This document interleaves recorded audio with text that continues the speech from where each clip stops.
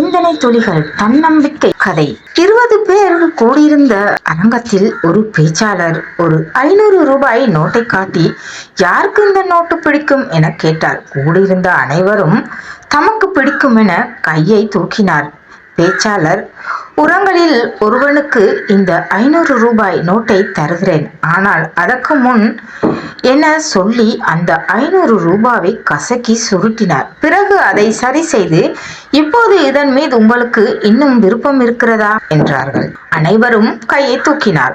அவர் அந்த ரூபாய் நோட்டை தரையில் போட்டு காலால் நசுக்கி அந்த அழுக்கான நோட்டை காட்டி, இன்னும் இதன் மேல் உங்களுக்கு விருப்பம் இருக்கிறதா என்றார். அனைவரும் இப்போதும் கையை தூக்கினார்.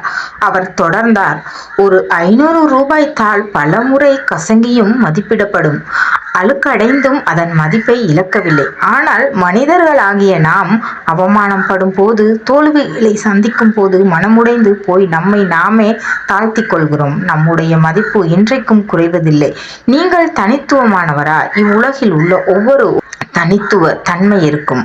அதன் மதிப்பு என்றைக்கும் குறைவதில்லை. வாழ்க்கை என்ற பயிருக்கு தைரியமும் தன்னம்பிக்கைதான் உரம். ஆகையால் தன்னம்பிக்கையை இழக்காமல் வாழுங்கள்.